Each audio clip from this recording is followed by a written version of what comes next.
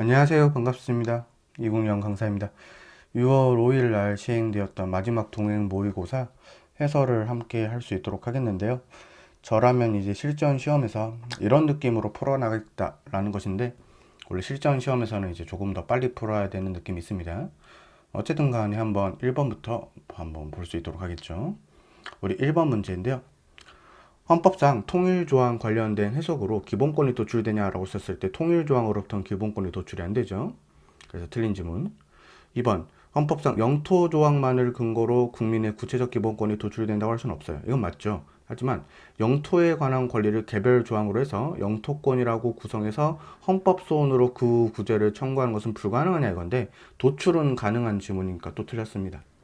3번 우리가 남북 사이의 화해와 불가치 및 교류 협력에 관한 합의서, 남북 합의서는 조약이 아니고 국내법과 동일한 효력을 갖는 것도 아니죠. 단순한 그냥 협정에 불과했다. 4번이 맞는 질문일 텐데, 외국항거래법이죠. 그래서 여러분들, 북한은 당연히 대한민국의 영토가 되지만 우리는 남북한의 특수관계적 성격을 고려해서 북한 지역을 외국에 준하는 지역, 북한 사람들을 외국인에 준하게는 볼 수가 있다라는 것이 답이 되겠죠. 그래서 4번이 옳은 지문입니다. 2번 문제로 넘어가죠. 1번 헌법 개정은 국회 재적용 과반수 맞죠? 그 다음에 대통령의 발의로 제한되고 의결은 재적용 3분의 2 이상의 찬성을 얻어야 된다. 조금 주의해야 될 게, 여기에 은근히 무기명 투표로 해가지고 속여서 낼 수도 있는데, 그러면 틀린 지문이 될 겁니다. 그래서 조심하시고. 2번 헌법 개정안은 국회가 의결한 후 30일 이내에 국민투표에 붙여야 되고, 그 다음에 과반수의 투표와 투표적 과반수의 찬성을 얻어야 된다. 헌법 조문 그대로 맞는 지문이죠. 3번이 이제 법원 행시에서 나왔던 최신 지문인데, 국회 의결이랑 국민투표를 모두 거쳤냐 이건데, 일단 재헌헌법 같은 경우에는 그때는 국민투표 규정이 없었어요. 그래서 얘는 국민투표를 하지 못했습니다. 요게 시험에서 많이 나오기 때문에 요것만 틀렸다라고 봐도 무방을 해요. 왜냐면 여러분들 4번 지문을 보시면은 헌법 개정 절차에 국민투표가 최초로 도입된 것은 5차 개정 헌법이기 때문에 우리가 재헌헌법, 그 다음에 1부터 4차 개정 헌법까지는 헌법 개정을 하지, 헌법 개정을 할 때 국민투표를 하지 않았습니다. 대신 이제 3번 해설을 보시면은 6차 개정헌법이 국회 의결을 거쳤고 그 다음에 국민투표를 하긴 했었습니다. 하지만 좀 위헌성 있는 헌법이지만 요거까지 지엽적으로 공부하실 필요는 없어요. 우리가 재헌헌법 때 헌법 개정할 때 국민투표를 했냐라는 것만 잘 공부하시면 되겠습니다. 그래서 여러분들 답은 3번으로 찍고 넘어가면 되겠다. 3번 문제이죠. 1번 음란 표현도 여러분들 표현의 자유 영역에 포함되죠. 너무 많이 풀었던 지문 맞고, 종교 전파의 자유가 있는데 1번이 바로 답이 되겠네요. 옳은 거로 골라야 되니까. 종교 전파의 자유는 여러분들 그 아프가니스탄 선교 사건을 생각하면 되죠. 우리가 종교 전파의 자유가 있긴 있지만 임의의 장소에서 자유롭게 행사할 수 있는 권리까지 보장하는 것은 아니었다. 틀린 지문이고. 그 다음에 여러분들 3번은 법원직에서 많이 나왔죠. 민사집행법에서 법원이 방영금지 가처분하라는 것은 법원이 사전에 내용을 심사를 한 것이지만 행정부에 의한 것은 아니기 때문에 우리도 또 사전검열금지 원칙에 해당하지 않으니까 틀렸죠. 4번 약사 또는 한약사가 아니면 약국을 개설할 수 없다라는 것은 약사들의 결사의 자유를 침해하는 규정이죠. 물론 직업의 자유도 침해하는 규정입니다. 그래서 답은 쉽게 1로 고를 수가 있었어요. 네, 답은 1번. 네, 줄여서 4번, 아이고 죄송합니다. 4번 보겠습니다. 자, 4번은 법원직 질문인데요. 이런 취지예요. 외국에는 대통령 선거나 국회의원 선거에서는 선거권이 없어요. 맞죠? 지방선거권이 조례에 의해서 인정되고 있냐? 이것은 두 가지를 사실 물어보는 것인데, 우리 일정한 요건을 갖춘 외국인 같은 경우에는 지방선거권이 법률상 권리로 인정이 돼요. 그래서 요거를 좀 틀리게 낸 것 같고, 우리가 외국인에게 조례에 의해서 인정되는 게 있긴 있어요. 이게 주민투표권이 있거든요. 주민투표권은 따로 우리가 법률에서 정하기도 했지만 결국 조례에 맡겨서 각 지방자치단체에게 맡겨서 인정이 돼요. 그래서 지방선거권이 조례에 의해서 인정된 것을 우리가 주민투표권을 바꿔서 내신 것 같아요. 그래서 지방선거권은 법률상의 권리다라고 여러분들이 알면 좋겠죠. 그래서 1번이 틀렸고, 2번 이것도 법원직 지문입니다. 우리 평등선거 원칙은 수적 평등뿐만 아니라 성과 가치 평등까지 의미하는 것이기 때문에 틀린 지문. 3번 비례대표제를 채택하는 경우에 직접 선거 원칙은 의원의 선출뿐만 아니라 정당의 비례적인 의석 확보도 선거권자의 투표에 있어서 직접 결정돼야 되는데 비례대표 의원의 선거는 지역구 의원의 선거와는 별도의 선거이기 때문에 유권자의 별도 의사표시, 즉 정당 명도에 대한 별도의 투표가 있어야 됩니다. 그래서 1인 1표제 하에서 비례대표제를 채택하는 것은 헌법 위배되는 판례라고 배웠죠. 그래서 그것은 여러분들이 맞는 질문이다. 4번이 틀렸겠죠. 이것도 법원직 질문이에요. 여러분들 헌법, 현행헌법은 대통령 선거에 대해서 보통 평등, 직접, 비밀선거 원칙을 규정하고 국회의원 선거에 대해서도 규정을 하고 있죠. 그래서 원칙에 대한 규정이 없다라고 했기 때문에 틀렸고 이 부분은 의미가 없겠죠, 여러분들. 그래서 답은 옳은 걸 골라야 되니까 3번입니다. 문제 5번 쉬운 문제죠. 1번 집회의 자유를 우리가 개인의 인격 발현 요소, 주관적 요소도 있고 민주주의라는 객관적 요소, 이중적 헌법적 기능이 있다. 2번 법원직 지문이에요, 여러분들 이것도. 그래서 여러분들 각급 법원 인근 이것도 100m 판례 맞습니다. 그래서 선생님 각급 법원 100m 이내에서 집회나 시위 금지를 하는 것은 헌법에 위배되지 않나요? 라고 알고 있었는데 적합한 수단, 즉 목적의 정당성, 수단의 적합성까지는 인정이 되었고 침해의 최소성, 법익의 균형성까지는 인정되지 않았기 때문에 우리가 2번 지문은 틀린 지문으로 봐야 됩니다. 이렇게 법원 측에서 나왔어요. 그 다음에 3번인데 국회의사당의 경제 지점으로부터 100m 이내 장소에서 오기 집회나 시위를 할 경우에 우리가 금지하는 것은 헌법 위배된 판례죠. 아이고 펜이 입력이 안 됐었어요. 과잉금지 원칙을 위반해서 집회의 자유를 침해한다. 그래서 위헌 키워드죠. 사실은. 그래서 2번 지문 같은 것은 좀 잘 봐야 되겠다. 그 다음에 4번인데 우리가 입법자가 법률로서 일반적으로 집회 제한하는 거 이건 행정부에 의한 검열이 아니기 때문에 사전 허가 금지 원칙에 해당하지 않죠. 그래서 우리가 틀린 것을 고르면 2번이 되겠습니다. 문제 6번 법원행정처장께서 민원인에 대해서 법령에 대해서 그냥 궁금한 걸 답변해 줬을 뿐이에요. 이것은 뭐 법적 구속력을 가진 것은 아니기 때문에 공권력의 행사성이 인정되지 않습니다. 그래서 부적법하다. 그래서 맞는 질문이고 2번 법원이 구속영장이 청구된 피의자의 사선변호에게 구속 전 피의자 신문 영장 심사 기일 이전에 피의 사실의 요지를 미리 고지하지 않도록 한 입법 부작인데 이것은 일종의 법원이 재판 작용에서 뭔가를 누락했다고 볼 수가 있어요. 그래서 6번 보시면은 이렇게 법원이 구속영장이 청구된 피의자의 사선변호에게 구속 전 피의자 신문 전에 미리 피의 사실의 요지를 알려줄 필요가 있느냐라는 것은 헌법적으로는 명시적으로 위임하지 않고 있다고 합니다. 그래서 이것은 우리가 입법 해석 의무가 없는 것에 대해서 청구한 것이기 때문에 즉 안 해도 돼서 아는 것을 청구하기 때문에 헌법에 위배되지도 않고 헌법소원시판 청구는 부적법하다. 맞는 지문이고 3번 대통령의 법률안 제출 행위는 아직 아무런 국민에게 영향을 미치지 않죠. 그래서 공권력 행사에 해당하지 않는다. 죄송합니다. 그래서 맞는 지문으로 볼 수가 있겠고 4번 이것도 법원직 지문인데 우리 국립대학교가 서울대학교가 대학 입학 고사 조회 요강을 했죠. 근데 이런 것들은 여러분들 그 다음 연도에 수능을 보려는 학생들에게 영향을 미치는 공권력 행사에 해당을 합니다. 그래서 틀린 지문이고 요 지문은 뭐까지 중요하냐면 지금 당장 시행하는 건 아니지만 앞으로 시행될 것이 명백하기 때문에 예외적으로 현재성까지 인정됐던 판례예요. 그래서 그 W에 다 있으니까 여러분들이 헷갈렸으면 한번 보면 되겠죠. 6번도 법원직 기출 문제들이다.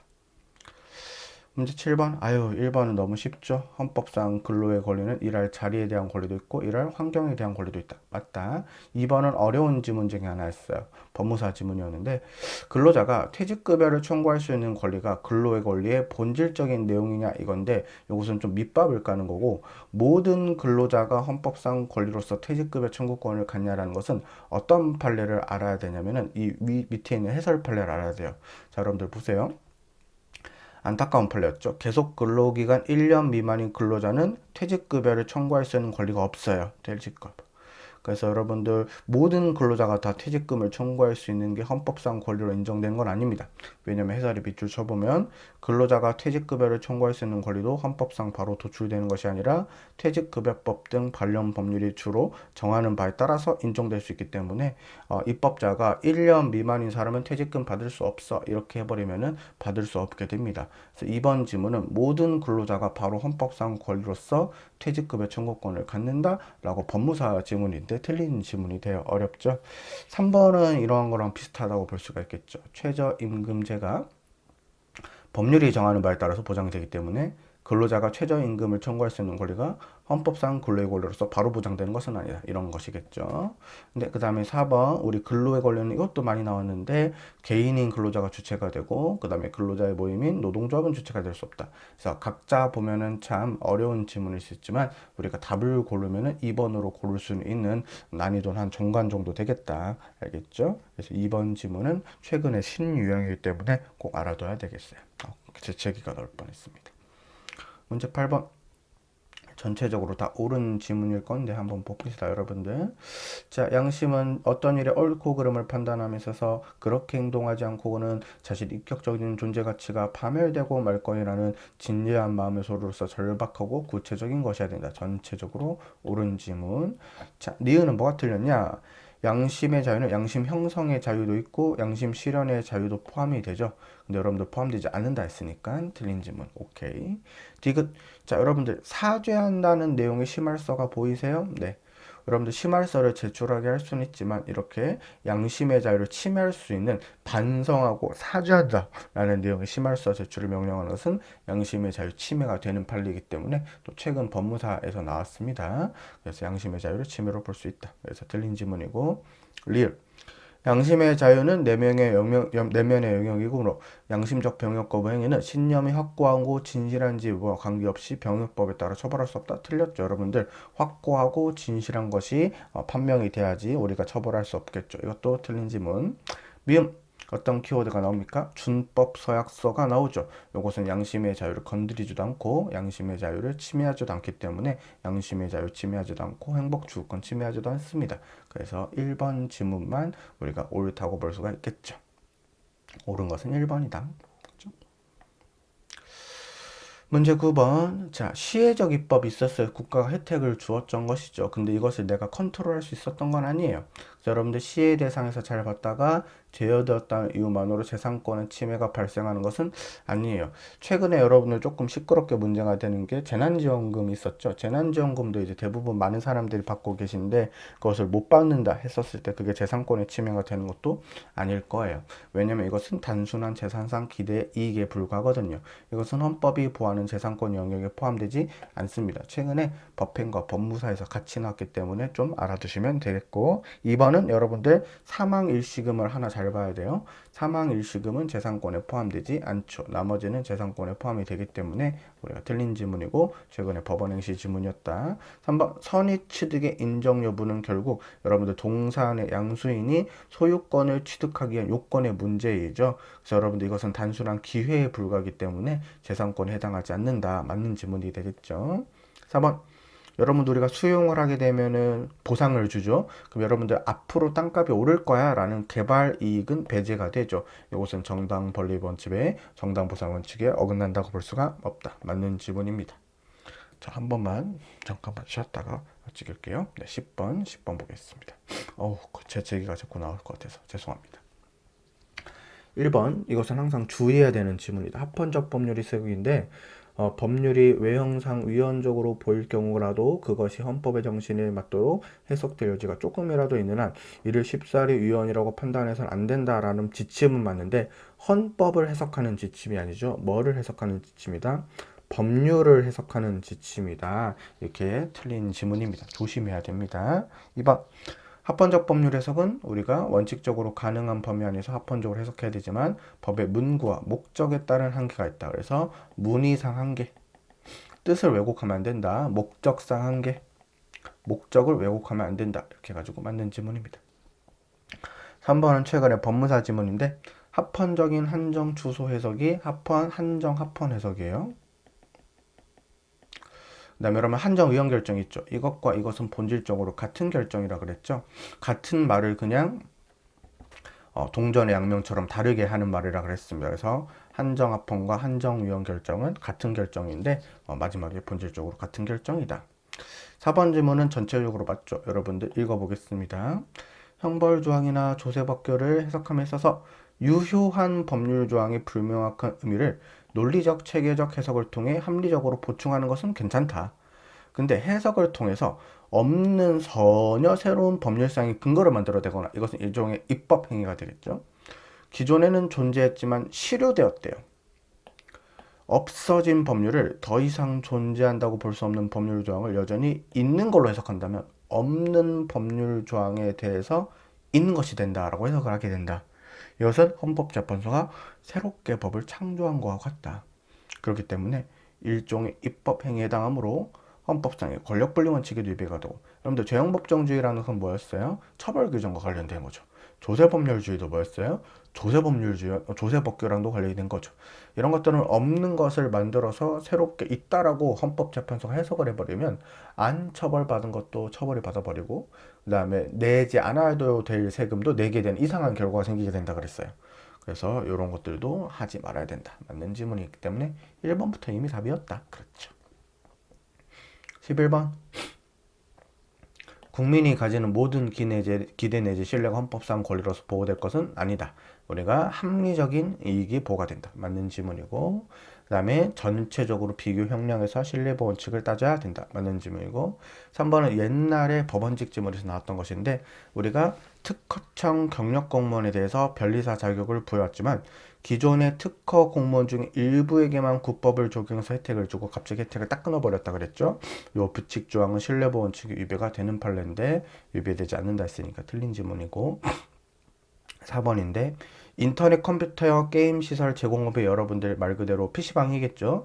요거 이제 자유업종이었지만 등록제를 도입하면서 1년 이내 유예기간을 둔 것은 헌법이 위배되지 않습니다. 그래서 뭐 PC방이라든지 게임물 이런 거는 웬만하면 다 합헌이죠, 여러분들. 그래서 헌법재판소가 그러한 취지를 가지고 있는 것 같다.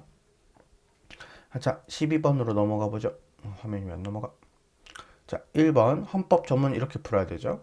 헌법 전문은 재판 규범으로서 효력은 있다. 그래서 다른 건 다 된다 그랬다. 뭐만 잘 공부하면 되냐면은 구체적 기본권을 도출할 수 없다. 여기에 생각을 한번 하면 되겠습니다, 여러분들.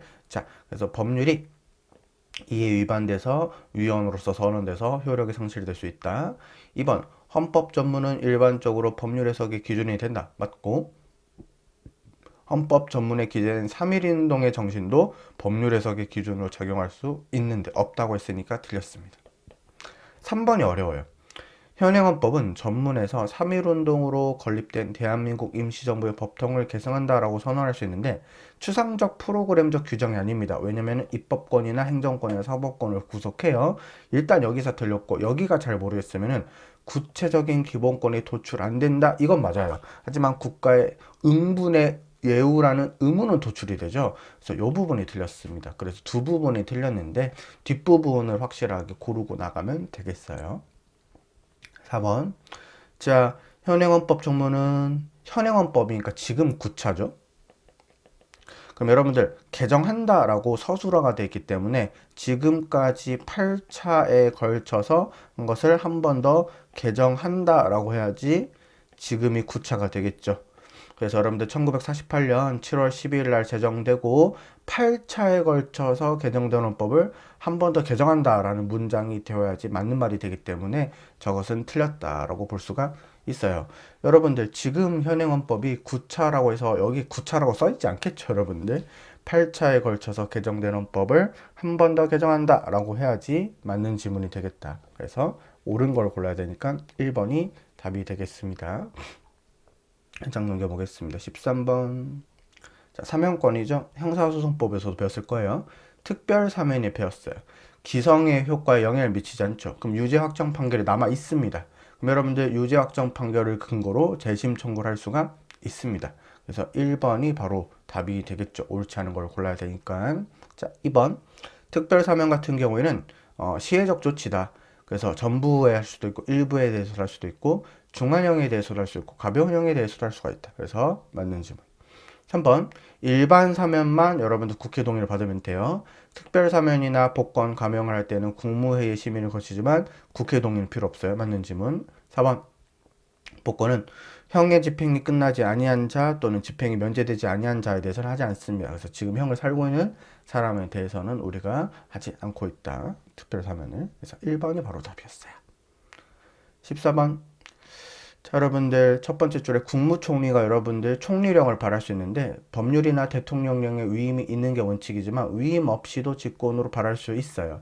국민과 관계없는 것이거나 아니면 기계적으로 집행하는 것들은 우리가 총리령을 발할 수 있습니다. 그래서 이렇게 많이 나오기 때문에 알아두시면 되겠고, 2번 정부 조직법상 정부의 구성 단위로서 그 권한에 속하는 모든 중앙행정기관 행정각보다 이것은 그림을 조금 그리면 대통령이 있고 국무총리 있고 그 다음에 뭐가 있다 이렇게 다다다다다 뭐뭐뭐 부로 끝나는 장관들이 있는 부가 있죠. 이 사람들만 여러분들 행정각부죠. 그래서 여러분들 대통령 직속에 뭐 감사원이라든지 아니면은 뭐 국정원 이런 것들이 있죠. 이런 사람들은 행정부행하지만 행정각부라고는 볼 수가 없었다. 왜냐면 국무총리의 통화를 받지도 않고 그 장이 장관도 아니니까. 그래서 틀린 지문이다. 3번 어려운 지문 중에 하나죠. 국무총리 및 아이고 튀었다. 죄송합니다. 국무총리 및 부총리가 모두 사무로 직무를 수행할 수 없어요. 그럼 여러분들 순서가 먼저 나오는 게 아니라 대통령이 지명이 먼저 나와야 됩니다. 대통령이 지명을 하면은 대통령이 지명을 받은 국무위원이 먼저 하고 지명이 없었을 때 심서가 나오는 거예요. 그래서 이것은 전체적으로 틀리게 나온 지문이기 때문에 어떻게 옳게 고치기가 어렵다. 조문을 그대로 해설을 봐주세요. 4번 국무총리는 중앙행정기관의 장의 명령이나 처분이 위법 또는 부당하다고 인정할 때는 대통령이 승인을 받아 이를 중지 또는 취소할 수 있다. 맞는 지문이 되겠죠. 그래서 답은 4번이다. 15번 감사원 많이 나오죠. 자, 1번 감사원장은 국회의 동의를 얻어 대통령이 임명하고 임기는 4년으로 하며 1차 안에서 중임할 수 있고 맞죠. 감사위원은 원장의 제청 이 부분이 틀리죠. 대통령이 임명 맞다. 임기는 4년이고 이거는 감사원장이랑 똑같아야 되는데 1차 안에서 중임할 수 있다 이렇게 나와야 되는데 틀렸죠. 그래서 답은 바로 1번입니다. 실전 시험에서는 자신 있게 1번이에요. 2번 감사원은 대통령의 소속은 하지만 직무는 독립이다. 맞고 3번 감사원장이 사고로 인해서 직무를 수행할 수 없다. 그러면 최장기간 재직한 감사위원 먼저 나오고 만약에 2명 이상인 경우에는 쌀밥 연장자가 나오고 맞는 지문. 4번 감사원은 세입 세출의 결산을 매년 검사해서 대통령과 차년도 국회에 이 결과를 보고해야 된다. 맞는 지문이니까 1번이 바로 답이었죠. 자, 여러분들 잘 풀고 있어요. 자, 16번은 조금 길죠? 좀 나눠서 볼게요. 기업 주거로 사용하던 건물이 수용이 됐어요. 그러면 이제 거주지도 이전해야 되는데요. 이런 그림이었습니다, 여러분들. 자, 내가 수용을 당하게 되면은 이사도 가야 된다. 슬프다. 여러분들 수용을 당하고 말고는 재산권에 대한 문제였고 이사를 가는 것은 거주 이전의 자유의 문제였을 것입니다. 그렇지만 여러분들 내가 수용을 안 당하게 되면은 아이고 지워버려. 수용을 안 당하게 되면은 이사도 안 가게 되겠죠. 이것은 자유스러운 문제이다. 그럼 뭐가 주된 문제이고 수용을 당하냐 마냐가 주된 문제이고 이사를 가냐 마냐라는 문제는 부수적인 문제에 불과하다. 자, 여러분들 어떤 법률을 문제 삼고 있는지 보세요.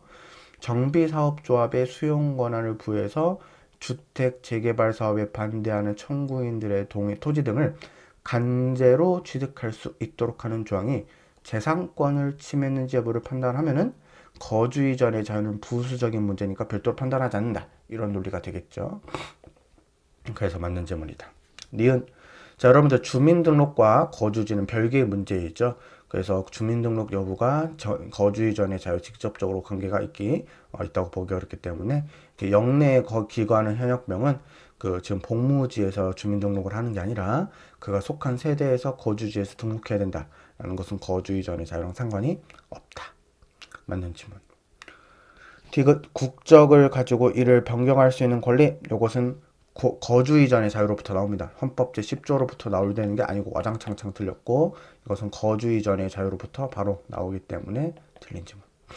리을 기간에 제한 없이 귀화허가를 취소할 수 없다. 왜냐하면 여러분들 숨어있는 말이 있지만 거짓이나 부정한 방법으로 국적을 취득했기 때문입니다. 그런 경우에는 언제든지 취소할 수 있도록 해야 되기 때문에 과잉금지 원칙에 위배되지 않는다. 거주 이전의 자유를 침해하지 않는다. 미음 체류 자격 변경 허가가 뭐냐면은 비자를 바꾸는 거예요. 예를 들어서 여행 비자 2개월로 들어왔는데 우리가 거기나 우리나라가 살기 너무 좋은 거예요. 취업 비자로 3년 비자 바꾼다. 이런 것들은 여러분들 외국인이 우리나라에 들어오는 문제이기 때문에 우리가 당초의 체류 자격과 다른 체류 자격으로 활동할 수 있는 권한을 부여하는 것이죠. 그래서 허가 여부에 대해서 이 부분에 대해서는 재량권을 가지게 됩니다. 그래서 맞는 지문인데 옳지 않은 것을 골라야 되니까 한 개를 고르면 되겠죠. 그래서 답은 1번이다. 다음 문제 17번. 이것은 바로 빨리 풀게요. 인사청문 특별위원회니까 국회의 동의가 있고 그 다음에 대통령이 임명을 한다 이런 직책이고, 그 다음에 헌법재판소 재판관이나 아니면은 선거관리위원회 위원 같은 경우에는, 중앙선거관리위원회 위원 같은 경우는 국회가 선출한 것이다. 그럼 국무총리 맞고, 대법원장 맞고, 헌법재판소장 맞고, 검사원장 맞죠. 국가정보원장은 대통령이 임명하긴 하지만 국회 동의 필요 없다. 검찰총장도 마찬가지. 그래서 답은 4번이 되겠습니다. 18번 1번. 국회의원이 사직하고자 하는 경우에 회기 중에는 국회의원 의결이 있어야 되고 폐회 중에는 허가가 있어야 된다. 맞는 지문. 2번. 여러분들 대통령이 아무리 국회의 동의 절차를 거치지 않은 채 대통령을 조약을 체결 비웠을 때 여러분들 개인의 심의 표결권은 어디에서만 침해될 수 있다? 내부에서만 침해될 수 있죠. 그래서 국회는 권한이 침해됐겠지만 국회의원 개인의 권한은 침해되었다고 볼 수가 없다. 그래서 맞는 지문. 3번. 면책특권이 적용되는 내용에 대해서 공소가 제기된 경우에는 공소 기각이죠. 그래서 뭐 무죄라든지 면소 이렇게 나오면 틀리는 지문이 형사소송법에도 있었고, 그 다음에 4번은 위헌 판례죠. 자, 비례대표 국회의원의 결혼이 생겼는데 차순위자가 의원직을 승계하는 것을 인정하지 않았다. 그럼 여러분들 그 자리를 비워놓고 4년 동안 우리가 국회가 돌아가야 돼서 손해. 그 국회의원들을 뽑아준 국민들한테도 손해. 그 다음에 억울하게 비례대표 국회의원을 못했던 차순위 후보자도 손해. 이렇게 되겠죠. 그래서 여러분들 4번이 답이 되겠습니다. 틀린 지문이다. 헌법 위배되는데 침해한다고 볼 수 없다고 했기 때문에 4번이 답이다. 19번 재판의 전제성. 조금 흐려졌었어요. 1번. 우리 재판의 전제성 같은 경우에는 헌법재판소는 넓게 보죠. 그래서 꼭 결론이나 주문에 영향을 미치지 않아도 재판의 내용과 효력이 달라질 때도 우리가 재판의 전제성을 인정하는 넓게 있다. 하지만 여러분들 만약에 대법원이라고 나오면은 재판의 결론이나 주문이 바뀌어야지만 재판의 전제성 인정이 된다 그랬어요. 그 다음에 2번 위헌법률 심판에서 말하는 재판은 우리가 수험적으로는 모든 재판 이렇게 공부해도 된다 그랬죠. 그래서 여러분들 녹음 불허가에 대한 이의신청이라는 아주 지엽적인 판례가 있지만 그것은 시험에서 거의 안 나온다 그랬다. 그래서 2번이 맞는 지문. 3번. 자, 여러분들 재판의 전제성은 제청 시에도 있어야 되고 결정 시에도 다 있어야 됩니다. 중간에 재판의 전제성이 없어져 버리면은 각하가 됩니다. 그래서 제청 시에도 충족이 돼야 되고 결정 시에도 충족이 돼야 되기 때문에 3번이 틀렸습니다. 4번. 자, 법원이 위헌법률 심판 제청을 한 경우에는 그 견해를 되도록 존중을 해주지만 결국 재판의 전제성과 관련된 내용들은 뭐가 제일 중요하다? 헌법재판소의 견해가 제일 중요하기 때문에 직권으로 여러분들 각하할 수도 있습니다. 그래서 3번이 답이다. 20번. 빠르게 읽어보면 단체와 구성원을 서로 별개된 독립된 구체조치라. 그래서 단체가 구성원의 권리구제를 위해 대신 헌법소원을 심판했어도 우리가 허용될 수 없다. 맞죠? 대신 청구할 수 없죠. 2번. 시혜적 법률의 경우에 수혜범에서 제외된 자는 평등권이 침해되었다고 주장할 수 있죠. 이런 판례였죠, 여러분들. 그림을 그려보면 국가가 갑에게 혜택을 줍니다. 갑은 헌소를 못하죠. 왜? 이 불이익이 없으니까. 하지만 을은 뭐의 침해를 주장할 수 있다? 평등권의 침해를 주장할 수 있죠. 가능하다. 당사자가 될 수 없다? 틀렸습니다. 법원직 지문 중에 하나였고, 검사가 불기 처분을 내렸을 때 고발인은 여러분들 제3자죠. 그래서 원칙적으로 헌법소원 심판 청구할 수 없다. 맞는 질문이고, 4번인데 우리가 간접 흡연으로 인한 폐해죠. 안타깝게도 비흡연자인 임산부가 담배 제조 판매에 대해서 규율하는 담배사업법에 대해서는 우리 헌법소원 심판 청구는 자기 관련성이 없어서 부적법 각하했습니다. 그래서 답은 2번이 되겠다. 21번. 자, 여러분들 전체적으로 1번 지문은 맞는 지문이에요. 입법 부작위가 우리가 진정 입법 부작위가 있고 부진정 입법 부작위가 있다 이런 것이었습니다. 2번. 헌법 해석상 특정인의 기본권을 보호하기 위한 국가 입법 의무가 발생했음에도 불구하고 아무것도 안 했을 때 헌법소원을 할 수가 있다. 맞는 지문이고, 3번. 이것은 법원행시에서 나왔던 지문인데 여러분들 대한변호사협회는 우리가 변호사 등록 사무와 관련해서는 대외적 구속력이 있어요. 이때는 여러분들 공권력 행사성을 인정합니다. 단순한 내부석 기준이 아니에요. 헌법소원의 대상이 될 수 있기 때문에 최근 시험에서 2번 정도 출제가 됐었어요. 그래서 대한변호사협회가 우리가 사법인이냐 공법인이냐를 말하는 게 아니라요. 이때는 여러분들 대외적 구속력을 갖는 어떤 거 변호사 등록소 업무와 관련해서는 대외적 구속력을 갖습니다. 이것은 헌법소원의 대상이 될 수 있다. 그래서 틀린 지문이고 4번 행정청의 사실행위는 우리가 권력적 사실행위도 있고 비권력적 사실행위도 있는데 권력적 사실행위는 헌법소원을 할 수가 있어요. 그래서 3번이 답이 되겠다. 22번 권한쟁의 심판 전체적으로 1번은 맞는 지문이고 권한쟁의 심판은 제 3차 때 최초 규정이에요. 틀린 지문이고 현행헌법 때 최초로 규정된 것은 권한쟁의 심판이 아니고 지워버리고 권한쟁의 심판이 아니고 헌법소원 심판이 최초 규정입니다. 틀린 질문. 3번.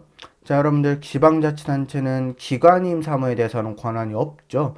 그래서 다른 지방자치단체 장이나 국가기관을 상대로 권한쟁의 심판을 청구할 수 없다. 그래서 맞는 지문이고 4번은 여러분들 많이 나오는 지문이죠. 정당은 결국 사적 결사체다.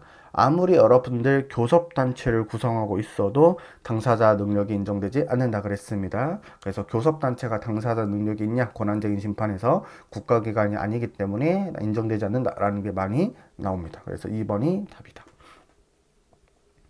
23번. 자, 중앙선거관리위원회는 대통령 임명 3인, 국회에서 선출하는 3인, 대통령 대법원장이 지명하는 3인. 맞고, 이거 중요하죠. 위원 중에서 호선한다. 맞다. 2번. 자, 법령의 범위 안에서 이미 법이 있는 선거관리, 국민투표관리, 정당사무에 대한 규칙을 제정할 수 있고 내부 기율은 법률은 없었겠지만 법률에 저촉되지 아니하는 범위 내에서 이렇게 나오는 것이 있었죠. 그래서 맞는 지문이다. 3번은 헌법 조문 그대로예요. 선거에 관한 경비는 법률이 정하는 경우를 제하고는 정당 또는 후보자에게 부담시킬 수 없다. 맞고 4번이 틀렸을 것인데 여러분들 정당이 여러분들 우리가 당내 경선을 했었을 때 일부 선거관리위원회가 부담시켜주지만 해설을 보시면은 우리가 투표 및 개표 참관인 수당, 인건비는 당의 정당이 부담하죠. 그래서 당내 경선의 투표 및 개표 참관인에 관한 수당까지도 국가가 부담해 주는 것은 아니기 때문에 이 부분이 틀렸고 다른 7급 시험에서 여러 번 나왔기 때문에 답으로 이렇게 여러분들이 알아두시면 좋을 것 같아요. 24번이죠. 여러분들 1번은 윤창호법이죠. 이것은 형벌체계상의 균형성과 평등원칙 위배가 죄송합니다. 여러분들 잘못 읽었네요. 죄송합니다. 윤창호법이 아니라 제가 잠깐 착각했어요. 자, 1번 지문은 밀수입 예비 중 행위를 본죄 준해서 처벌하죠. 이것은 헌법에 위배가 되는 판례죠. 그래서 이렇게 키워드하고 2번은 전동 킥보드는 합헌 판례. 그 다음에 3번은 자유령 사립고 나오면 조심해야 된다 그랬어요. 학생과 학부모의 기본권은 침해하지만 자사고 학교 법인의 평등권을 침해하지는 않는다 해가지고 요거는 참 조심해야 된다. 1번 질문은 잘못 읽어서 죄송해요. 잠깐 착각했어요. 4번은 병에 대한 징계 처분, 영창 처분은 침해 처수성 원칙이 위배가 되죠. 항상 전투, 경찰, 순경 판례는 따로 해야 돼요. 이렇게 그래서 병에 대한 징계 처분 판례는 비교적 최신 판례로서 침해 처수성 원칙이 어긋나는 판례이기 때문에 맞는 질문이다. 그래서 답은 3번이 될 거예요. 마지막 문제. 아유 고생 많았습니다. 명확성의 원칙인데요. 여러분들 세 번째 줄에 원용했다거나 괄호의 안에 규정했다는 것만으로 명확성의 원칙이 위배됐다고 볼 수는 없죠. 2번 쉬웠죠. 가정의례 참뜻 판례는 명확성의 원칙에 위배가 되죠. 안 된다 했으니까 2번이 틀렸다. 그 다음에 3번 우리가 잔인성과 범죄 충동은 형법에서도 배웠죠. 명확성의 원칙에 위배가 된다. 맞고 4번은 헌법에서도 많이 나왔죠. 공공연하게 알몸을 지나치게 내놓거나 가려할 것을 내놓다. 이것도 각종 시험에서 많이 나오는 명확성 원칙이 위배되는 판례이기 때문에 답은 2번이지만 저는 이제 여러분들이 연습하라는 의미에서 2, 3, 4번은 명확성 원칙에 위배되는 판례로 놓아놨어요. 그래서 여기까지입니다. 여러분들 마지막 시험 보느라고 너무 고생이 많으셨고 여러분들 꼭 합격해서 면접반에서 볼 수 있도록 기다리고 있겠습니다. 여러분들 마지막까지 용기 잃지 마시고 최선을 다해서 해주세요. 고맙습니다.